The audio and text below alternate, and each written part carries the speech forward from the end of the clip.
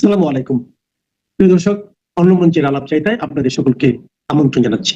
জালিয়াত শব্দটার অর্থ কি সেটা যদি অভিধানে ঘাটাঘাটি করে দেখেন তাহলে দেখবেন যে জালিয়াত শব্দের অর্থ হচ্ছে এমন ব্যক্তি যে কিনা প্রতারণা করে, প্রবঞ্চক, মানে যে কিনা ধোঁকা দেয় অন্য মানুষকে। তাহলে ধোকার এর চেয়ে বড় উদাহরণ হতে পারে?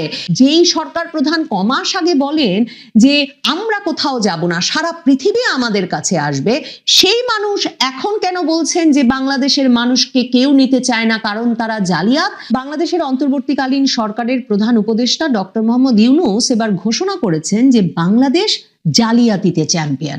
মানে বাংলাদেশের সরকার প্রধান এমন একটা ঘোষণা প্রকাশ্যে এক অনুষ্ঠানে দাঁড়িয়ে দেওয়ার প্রয়োজন বোধ করেছেন। ডক্টর মোহাম্মদ ইউনূস ঢাকায় digital device and innovation expo নামের এক অনুষ্ঠান উদ্বোধন করতে গিয়ে একেবারে মজার ছলে বলে বসেছেন যে বলুন তো বাংলাদেশ পৃথিবীতে চ্যাম্পিয়ন কিসে? এবং তারপর আমাদের সরকার প্রধান ঘোষণা করেছেন বাংলাদেশ জালিয়াতিতে চ্যাম্পিয়ন। সব জিনিস জাল, বহু দেশ আমাদের পাসপোর্ট গ্রহণ করে না, ভিসা জাল, পাসপোর্ট জাল। তিনি বলেন একটা জালিয়াতের কারখানা বানিয়েছি আমরা। প্রধান উপদেষ্টা বলেন বাংলাদেশ একটা বিষয়ে পৃথিবীর চ্যাম্পিয়ন। এখন আপনাদের সবার জানা আছে হয়তো, তবু আমি আবার বলবো, বাংলাদেশ পৃথিবীতে চ্যাম্পিয়ন কিসে? জালিয়াতিতে। ডক্টর ইউনূস বলছেন আমি মধ্যপ্রাচ্যের একটা রাষ্ট্রের মন্ত্রীর সঙ্গে আলাপ করেছিলাম, তারা বহুদিন ধরে আমাদের প্রবেশাধিকার দিচ্ছে না, বাংলাদেশের কোনো মানুষকে প্রবেশের অধিকার দেবে না।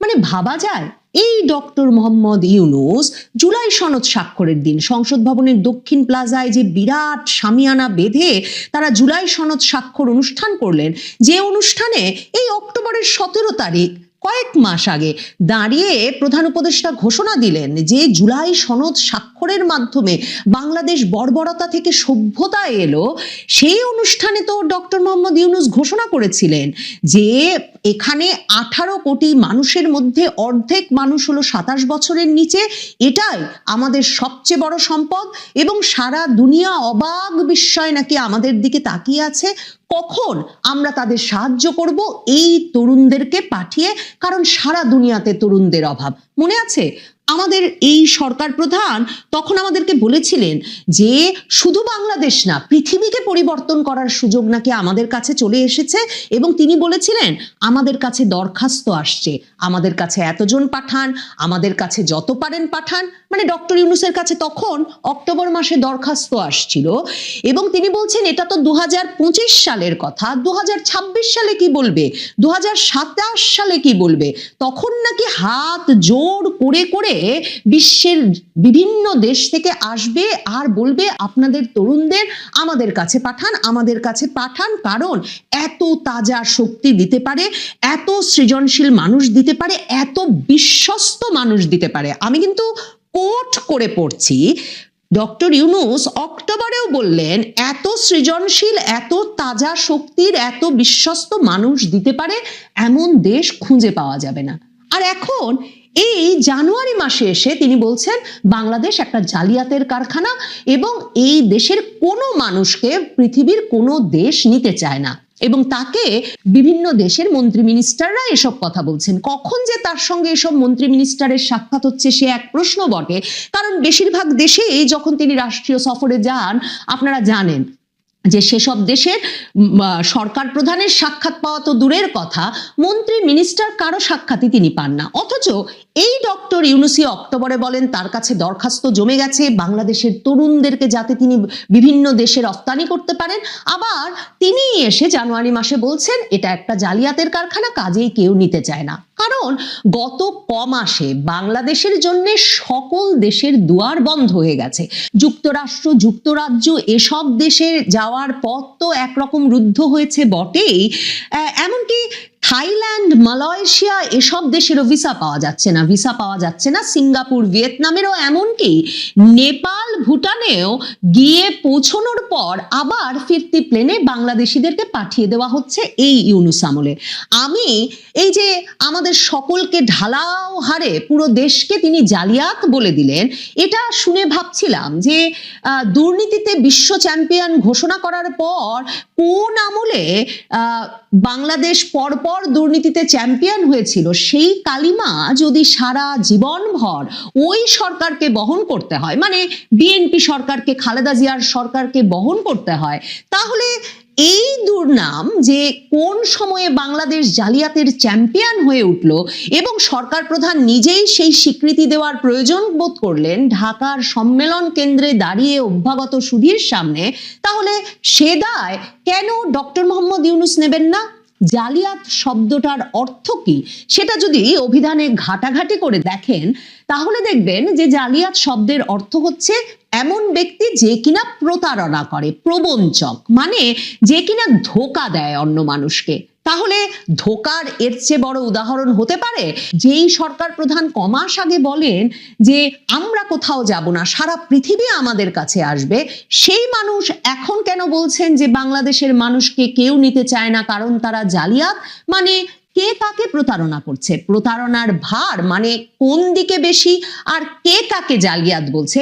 এই প্রশ্নগুলো নিশ্চিতভাবে ডক্টর মোহাম্মদ ইউনূস যখন এমন একটা অপমানজনক কথা বাংলাদেশের বাকি মানুষের উদ্দেশ্যে বললেন, তখন নিশ্চয়ই মনে জাগে। ডক্টর মোহাম্মদ ইউনূস হচ্ছেন ওই মানুষ যিনি কিনা বহু বহু দশক ধরে পৃথিবীর দেশে দেশে দারিদ্রকে জাদুঘরে পাঠিয়ে দেব এমন একটা প্রতারণামূলক প্রতিশ্রুতি, মানে যেটা উনি নিজে জানেন যে কখনো সম্ভব নয়, সেই প্রতারণামূলক প্রতিশ্রুতির গল্প পৃথিবীর দেশে দেশে ছড়িয়ে, কিংবা 3-0 তত্ত্ব পৃথিবীর দেশে দেশে দিয়ে তিনি একরকম করে খাচ্ছিলেন। সে কারণেই সম্ভবত মুখে যা আসে সেটাই বলে দিতে ডক্টর মোহাম্মদ ইউনূসের একটুও বাধে না। এই অনুষ্ঠানে, ঢাকার এই অনুষ্ঠানেই যেখানে তিনি বাংলাদেশের সাধারণ মানুষকে জালিয়াত বললেন, সেই অনুষ্ঠানেই তিনি বলে বসেছেন যে সরকারি কর্মকর্তাদের 5 বছরের বেশি চাকরি করা উচিত না। তিনি বলেছেন যে তাহলে নাকি তাদের মাইন্ড সেট হয়ে যায়, সৃজনশীলতা নষ্ট হয়, কাজেই সরকারের প্রতিটা প্রতিষ্ঠানকে 10 বছর পর পর নতুন করে শুরু করা উচিত, কারণ সময়ের সঙ্গে সঙ্গে লক্ষ্য পরিবর্তন হলেও মানুষরা সেই প্রতিষ্ঠানে পুরনো ধ্যান ধারণা নিয়ে বসে রয়েছেন। ভাবুন তো, কোন ব্যক্তি এমন কথা বলছেন যে সরকারি চাকরিও নাকি 5 বছরের বেশি কোনো কর্মকর্তার করা উচিত না, 10 বছর পর পর নতুন করে প্রতিটি প্রতিষ্ঠানের নিজেদের গড়ে তোলা উচিত। সেই ব্যক্তি বলছেন যিনি কিনা বছরের পর বছর বাংলাদেশের সরকারের সঙ্গে মামলা লড়েছেন, পৃথিবীর বিভিন্ন দেশের প্রভাবশালী মানুষদের দিয়ে বাংলাদেশ সরকারের উপর চাপ প্রয়োগ করেছেন এবং এরপর বাংলাদেশ সরকারকে ফেলেই দিয়েছেন। সেই অভিযোগে, সেই ক্ষোভে যে তাকে 65 বছর বয়সে বাংলাদেশের ব্যাংক পরিচালনার যে নীতিমালা, সেই নীতিমালা অনুযায়ী গ্রামীণ ব্যাংকের প্রধান ব্যবস্থাপকের পদ থেকে সরকার সরে যেতে বলেছিল। মানে 65 বছর বয়সেও তিনি কিন্তু মনে করেন নাই তার প্রতিষ্ঠানের নতুন করে শুরু করার প্রয়োজন আছে, কিন্তু একরকম প্রলাপের মতো তিনি ঘর ভর্তি, মিলনায়তন ভর্তি লোকের সামনে এ জ্ঞান দিয়ে দিলেন যে সরকারি চাকুরিদেরও 5 বছরের বেশি চাকরি করা উচিত না। ডক্টর ইউনূস হচ্ছেন সেই ব্যক্তি, যেই ব্যক্তি এই সেপ্টেম্বরে মেহেদী হাসান খান, আল জাজিরার সাবেক সাংবাদিক, তার সঙ্গে তার অনলাইন প্ল্যাটফর্মে এক সাক্ষাৎকারে বলে এসেছেন নিজের 85 বছর বয়সে যে অনেকেই নাকি তাকে 5 বছর, 10 বছর, আরো 50 বছর বাংলাদেশের ক্ষমতায় থাকতে বলছে। এবং সেই সাক্ষাৎকারে তিনি এমন কথাও বলেছিলেন যে কই, তাকে তো কেউ কোনো মেয়াদ ঠিক করে দেয়নি, কাজেই অন্তর্বর্তীকালীন সরকার কবে যাবে এ প্রশ্ন করা ওই বিদেশি সাংবাদিকের অসঙ্গত হচ্ছে। ডক্টর মোহাম্মদ ইউনূস সেই সাক্ষাৎকারে এর পাশাপাশি মেহেদী হাসান খান যখন বলেছিলেন যে আপনার কি অবসরও নিতে ইচ্ছা করে না, উনি বলেছিলেন উনি অবসরের কনসেপ্টে বিশ্বাস করেন না। ভাবতে পারেন, যেই ব্যক্তি 85 বছর বয়সে পৃথিবীতে কোনো এক সঞ্জীবনী সুধা আবিষ্কৃত হয়ে যাবে সে কথা ভেবে ভাবছেন আরো 50 বছরও তিনি দেশ শাসন করতে পারেন, সেই ব্যক্তি কিনা অন্যদের জ্ঞান দিচ্ছেন তাদের পদ আঁকড়ে থাকা উচিত না, 5 বছরের বেশি সরকারি চাকরি করা উচিত না। ডক্টর মোহাম্মদ ইউনূস একটা মুখস্থ কথা এই বক্তৃতাতেও বলেছেন, মানে সারা দেশকে তিনি জালিয়াত বলেছেন, অথচ হঠাৎ করে তিনি বলেছেন যে ওই তরুণদের কথা, যেই তরুণদেরকে নেওয়ার জন্য নাকি বাংলাদেশের সামনে লাইন পড়ে গেছে, তিনি বলেছেন জুলাই আন্দোলনকারীরাই একদিন বিশ্বে নেতৃত্ব দেবে। মানে যেই জুলাই আন্দোলনকারীদের এখন দেখা যাচ্ছে তারা দলের নেতৃত্ব দিতে পারছে না, 20-25 জন নেতাকে যে আমরা চিনে আসিনে ছিলাম তারা মোটামুটি 5-6টি ধারায় বিভক্ত হয়ে পড়েছে। যে 20-30 জন এখন জামায়াতের ছায়াতলে গিয়ে মনোনয়ন নিয়ে নির্বাচন করার চেষ্টা করছেন, তারা রাস্তায় বের হলেই ডিম খাচ্ছেন, অথচ ডক্টর মোহাম্মদ ইউনূস বলছেন এরা তো দেশে আটকে থাকবেন না, এই জুলাই আন্দোলনকারীরা নাকি বিশ্বে নেতৃত্ব দেবেন। তবে এ বিষয়টা তিনি ব্যাখ্যা করে বোঝান নাই যে জালিয়াতের চ্যাম্পিয়ন বাংলাদেশের একটা আন্দোলনের নেতৃত্ব দানকারীরা কেন, কি কারণে বিশ্বে নেতৃত্ব দেওয়ার সুযোগ পাবেন। জালিয়াতির অর্থ বলছিলাম প্রতারণা করা, প্রবঞ্চনা করা। ডক্টর মোহাম্মদ ইউনূস যেদিন বাংলাদেশকে জালিয়াত আখ্যা দিয়ে শিরোনাম হয়েছেন, সেদিন বাংলাদেশের শীর্ষস্থানীয় পত্রিকা বণিক বার্তায় একটা শিরোনাম ছিল যেখানে বলা হচ্ছে যে বাংলাদেশের এই অন্তর্বর্তীকালীন সরকার, যারা কিনা নিজেদেরকে একটা নিরপেক্ষ অরাজনৈতিক সরকার হিসেবে দাবি করে, সেই সরকার 2,12,000 কোটি টাকার নতুন প্রকল্প গ্রহণ করেছে এবং সেই 2,12,000 কোটি টাকার নতুন প্রকল্পের 42% চট্টগ্রামে গ্রহণ করেছে এই ইউনূস সরকার। তার মানে ডক্টর ইউনূস যা উন্নয়ন প্রকল্প নিয়েছেন তার 42%ই তার নিজ এলাকায় নিয়ে গেছেন। ভাগ্যিস বণিক বার্তা বিশ্লেষণ করে দেখায় নাই যে এই সরকারের বড় বড় পদে মন্ত্রী, উপদেষ্টা, বিশেষ সহকারী সহ নানা পদে উনি যাদেরকে অধিষ্ঠিত করেছেন তার মধ্যে কত শতাংশ চট্টগ্রামের, কত শতাংশ উনার আত্মীয় স্বজন, কত শতাংশ উনার গ্রামীণ ব্যাংকের কোটায় এসেছে, আর কত শতাংশ উনার নিজস্ব তদবিরে এমন বড় বড় পদে বসতে পেরেছে।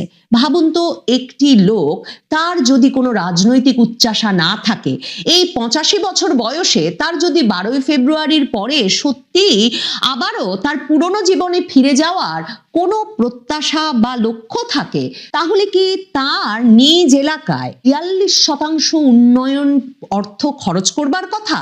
কোন উচ্চাশায় ডক্টর মোহাম্মদ ইউনূস একের পর এক চুক্তি সই করছেন বিভিন্ন দেশের সঙ্গে, আর কোন উচ্চাশাই বা তিনি তার নিজ এলাকায় এমন এক চোখা উন্নয়নের নীতি গ্রহণ করেছেন? ওই যে বলছিলাম, জালিয়াত হচ্ছে সেই ব্যক্তি যে ব্যক্তি তার কথায় কাজে অন্যকে ধোঁকা দেয়। ডক্টর মোহাম্মদ ইউনূস মানে আরেক রমজান চলে আসছে, মনে আছে? ডক্টর মোহাম্মদ ইউনূস গত রোজার সময় জাতিসংঘ মহাসচিবকে নিয়ে গিয়ে কক্সবাজারের রোহিঙ্গা শিবিরে দাঁড়িয়ে বলেছিলেন গত মার্চে যে আগামী ঈদ রোহিঙ্গারা তাদের নিজের দেশে গিয়ে করবে, রাখাইনে ফিরে গিয়ে করবেন। মানে ঠিক কিভাবে তা সম্ভব হবে? ঠিক যেমন জুলাই আন্দোলনে নেতৃত্ব দানকারী তরুণেরা বিশ্বে কিভাবে নেতৃত্ব দেবেন, কোন মববাজির মাধ্যমে আর কোন স্থাপনা ভাঙাভাঙির মাধ্যমে, আর কাকে ভয় দেখিয়ে কার গলা চেপে ধরে, সে প্রশ্নের যেমন কোনো উত্তর মেলে না। কোন সূত্রে, আন্তর্জাতিক কোন সম্পর্ক খাটিয়ে তিনি শেষ পর্যন্ত রাখাইনে রোহিঙ্গাদের ফেরত পাঠাবেন সে বিষয়ে প্রশ্ন না করা গেলেও এই নিয়ে তার কোনো চেষ্টা চরিত্র এক বছরে চোখে পড়ে নাই। বরং এই রমজান যখন আসছে তখন সৌদি আরব সরকারের চাপে বাংলাদেশ রোহিঙ্গাদের পাসপোর্ট দিতে বাধ্য হচ্ছে, আর ইউনূস সরকারের পররাষ্ট্র উপদেষ্টা এখন আমাদের বোঝাচ্ছেন যে পাসপোর্ট দিলেও রোহিঙ্গারা নাগরিকত্ব পেয়ে যাচ্ছে, এ কথা নাকি ঠিক নয়। তো এ সরকারের কোন কথা প্রতারণা, কোন কথা জালিয়াতি, কোন কথা ধোঁকা, তা যখন বোঝা মুশকিল তখন দুটো কথা মনে পড়ে। এক, জাতি তার যোগ্য নেতাকেই তাহলে খুঁজে পেয়েছে, কিংবা রতনে কি তাহলে রতন চিনেছে? ডক্টর মোহাম্মদ ইউনূসের কথামালা একের পর এক সাজিয়ে বসলে সত্যি মনে প্রশ্ন জাগে যে কে বড় জালিয়াত আর কেই বা কাকে জালিয়াত বলছে। বাংলাদেশ থেকে একে একে ভারতীয় নাগরিকদের যে প্রস্থান, বাংলাদেশ ত্যাগ করা, সে বিষয়টি আসলে কোন উদ্দেশ্যে সেটি সরকার বুঝতে পারছে না। মানে বাংলাদেশ সরকারের কথা বলছি। ভারত এটির মধ্য দিয়ে কোনো বিশেষ খেলা খেলতে চাইছে কিনা, অথবা এর মধ্য দিয়ে বিশেষ কোনো সংকেত ইউনূস সরকারকে দেওয়ার চেষ্টা করছে কিনা, সে বিষয়টি সরকার মানে বাংলাদেশ সরকার ঠিক ঠাউর করতে পারছে না। এমন সব মন্তব্যই করেছেন আমাদের পররাষ্ট্র উপদেষ্টা তৌহিদ হোসেন। তিনি তার নিজ দপ্তরে সাংবাদিকদের সঙ্গে কথা বলার সময় যে মন্তব্যটি করেছেন তা একটু আপনাদের জানাই। তিনি বলছেন যে বাংলাদেশ থেকে ভারতের কূটনীতিকদের পরিবারের সদস্যদের বিষয়ে কোনো নিরাপত্তা উদ্বেগের কথা সরকারকে জানানো হয়নি, আর ভারতের কূটনীতিকদের পরিবারের সদস্যদের বাংলাদেশ থেকে প্রত্যাহারের মধ্য দিয়ে আসলে কোনো বার্তা দেওয়া হচ্ছে কিনা সেটি স্পষ্ট নয়। প্রশ্ন হচ্ছে যে কেন স্পষ্ট নয়, কেন সরকার কোনো ধরনের সিগন্যাল পাচ্ছে না বা কোনো ধরনের সংকেত পাচ্ছে না? মানে শুধু শুধু এইভাবে বলে দিলেই তো হয় না, নাকি সত্যিই সরকার জানে সেগুলোকেও সরকার মোকাবেলা করতে চায় অন্য কোনো মাধ্যমে? তারও দুই একটা সিমটম হয়তো আমরা পেতে পারি সরকারের বিভিন্ন কর্মকাণ্ডে। তার আগে একটু আপনাদের মনে করিয়ে দিই যে গত 20শে জানুয়ারি বাংলাদেশে ভারতের যে হাই কমিশন এবং সহকারী হাই কমিশনগুলো রয়েছে সেখানে দায়িত্বরত ভারতীয় কূটনীতিক ও অন্য কর্মকর্তাদের পরিবারের সদস্যদের ফিরিয়ে নেওয়ার সিদ্ধান্ত জানিয়ে দেয় নয়াদিল্লি। এবং গত 24শে জানুয়ারিও বাগেরহাটের রামপালে যে Bangladesh India friendship power company রয়েছে, যে তাপ বিদ্যুৎ কেন্দ্র রয়েছে, সেখানে কর্মরত 9 জন ভারতীয় কর্মকর্তা কর্তৃপক্ষকে কোনো ধরনের নোটিশ ছাড়াই বা অথরিটির কোনো ধরনের অনুমতি ছাড়াই বাংলাদেশ ত্যাগ করে ভারতে চলে গিয়েছে। যেই বিদ্যুৎ কেন্দ্র এলাকায় সেনাবাহিনী, পুলিশ ও আনসার সহ 4 স্তরের কঠোর নিরাপত্তা ব্যবস্থা রয়েছে, তার মধ্য দিয়েও ভারতীয় কর্মকর্তারা সেখান থেকে মানে তাদের কর্মস্থল ছেড়ে রহস্যজনকভাবে ভারতে চলে গেলেন। চলে যাওয়ার আগে কর্তৃপক্ষ কখনোই তাদের নিরাপত্তার বিষয়ে কোনো ধরনের বিঘ্ন ঘটছে কিনা সে বিষয়ে জানতে পারেনি বা তাদেরকে জানানোও হয়নি। এবং এসব বিষয় নিয়ে বিশেষ করে ভারতীয় কূটনীতিকদের যে প্রত্যাহার করা হলো, নন ফ্যামিলি পোস্টিং ঘোষণা করা হলো, সে বিষয়ে আনন্দবাজার কয়েকদিন আগে একটা রিপোর্ট প্রকাশ করলো এবং সেটিতে বলা হচ্ছিল যে ভারতীয় কূটনীতিকদের প্রত্যাহারের পর দিল্লির সাউথ ব্লক সেখানে গুরুত্বপূর্ণ বৈঠক হয়েছে। পররাষ্ট্র মন্ত্রণালয় সহ দেশটির আরও যে গুরুত্বপূর্ণ মন্ত্রণালয় তাদের আন্তঃ মন্ত্রণালয় সংক্রান্ত একটি বৈঠক হয়। সেখানে বাংলাদেশের আইন শৃঙ্খলা পরিস্থিতি নিয়ে উদ্বেগ প্রকাশ করা হয় এবং পত্রিকা মারফত যেটি জানা গেছে, গণমাধ্যম মারফত, যে আইন শৃঙ্খলা পরিস্থিতিকেই তারা বেশি প্রায়োরিটি দিচ্ছে। তৌহিদ হোসেন কি বলছেন, আমি একটু এই কথাটি আনন্দবাজারের সাথে রিলেট করি। আমাদের পররাষ্ট্র উপদেষ্টা বলছেন নিরাপত্তা নিয়ে কোনো শঙ্কা নেই, তবে সংকেত যে কি তা একেবারেই বুঝতে পারছি না, এটা তাদের নিজস্ব ব্যাপার, তারা তাদের কর্মচারীদের ফিরে যেতে বলতেই পারেন। কেন বলেছেন আমি তার কারণ খুঁজে পাই না। ত্রয়োদশ জাতীয় সংসদ নির্বাচনকে সার্বিকভাবে নিরাপত্তার এখনো পর্যন্ত কোনো বিঘ্ন ঘটেনি, অথচ গত 1 মাসে 16টি হত্যাকাণ্ড ঘটেছে যেগুলো তুমুলভাবে আলোচিত এবং এর প্রত্যেকটি হত্যাকাণ্ডই রাজনীতির সংশ্লিষ্ট বলে জানা গেছে, তার মধ্যে অধিকাংশই বিএনপির। তো যেখানে আগামী 12ই ফেব্রুয়ারির নির্বাচনকে কেন্দ্র করে বাংলাদেশেরই কোনো নাগরিক এখনো পর্যন্ত পুরোপুরি শঙ্কামুক্ত নন, প্রতিনিয়ত তাদের মধ্যে অজানা শঙ্কা দানা বাঁধছে, সেখানে অন্য দেশের নাগরিকেরা বাংলাদেশে কিভাবে নিরাপদ বোধ করবেন?